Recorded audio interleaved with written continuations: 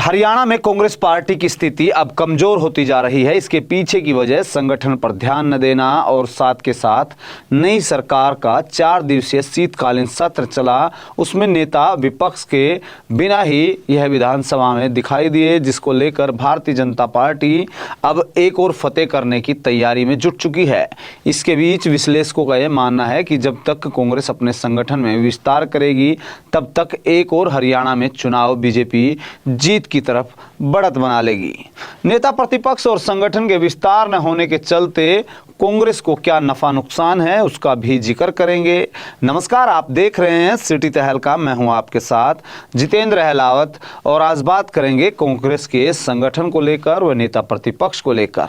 हरियाणा में विधानसभा चुनाव से पहले जिस तरीके से कांग्रेस की हवा चली थी, या यूं कह लीजिए हर किसी को यह लग रहा था कि अब की बार हरियाणा में कांग्रेस की सरकार बनेगी। उसमें विश्लेषकों से लेकर वरिष्ठ पत्रकार, सर्वे एजेंसी, इतना ही नहीं, सरकारी रिपोर्ट यानी सीआईडी की रिपोर्ट भी यही कह रही थी कि पूर्ण बहुमत से कांग्रेस की सरकार आ रही है। लेकिन हरियाणा में तीसरी बार बीजेपी ने सरकार बनाकर सभी को चौंका दिया। यह हर कोई यही मान रहा था कि ये कैसे हुआ, जिसको लेकर आपसी गुटबाजी के लिए कांग्रेस जानी जाती है और एक दूसरे पर पलटवार नेता करते दिखाई दे रहे हैं। हार का जिम्मा कोई नहीं ले रहा। जहां एक तरफ कांग्रेस आपसी गुटबाजी को झेल रही है, दूसरी तरफ भारतीय जनता पार्टी 2029 की तैयारियों में जुट गई है। इतना ही नहीं, जब तक कांग्रेस संभलने का प्रयास करेगी तब तक हरियाणा में होने वाले निगम निकाय चुनाव को लेकर भारतीय जनता पार्टी अब वो करा सकती है। और नायब सिंह सैनी मुख्यमंत्री द्वारा यह ऐलान भी कर दिया जा गया है कि 2025 के शुरुआती महीने में ही चुनाव निकाय के कराए जा सकते हैं। खास बात यह है कि पहले शीतकालीन सत्र पर यह पहली मर्तबा है जब कोई पार्टी नेता विपक्ष के ही अपना इतने लंबे समय तक नहीं चुन पाई।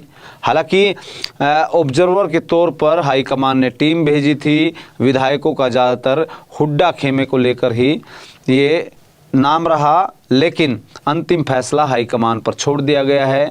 हाईकमान द्वारा फैसला अभी तक नहीं लिया जाना, मतलब विश्लेषकों का ये भी मानना है कि अब की बार नेता प्रतिपक्ष का चेहरा कांग्रेस बदल सकती है हरियाणा में, जिसमें 2 गुटों की यदि बात करें, हुड्डा गुट और सैलजा गुट हैं, दोनों में ठनी हुई है।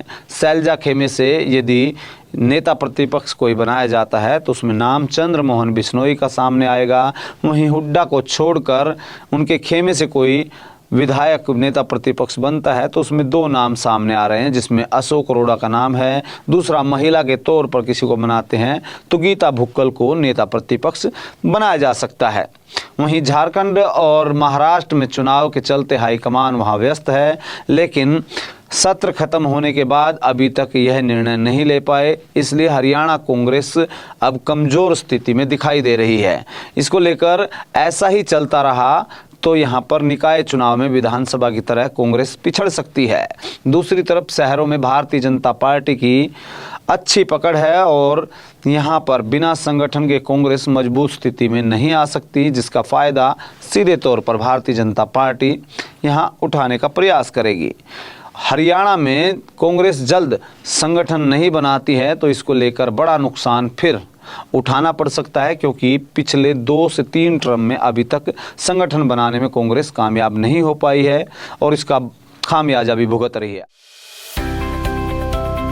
अब किसी भी प्रकार के दर्द से क्यों होना परेशान, जब ऑर्थो चार्ज कैप्सूल हो आपके पास।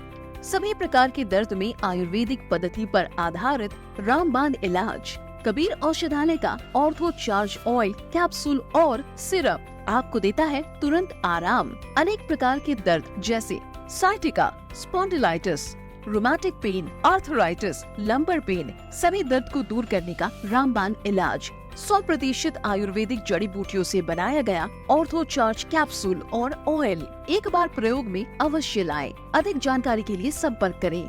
एड्रेस: कबीर औषधालय, सेक्टर 14, सोनीपत, दिल्ली, NCR।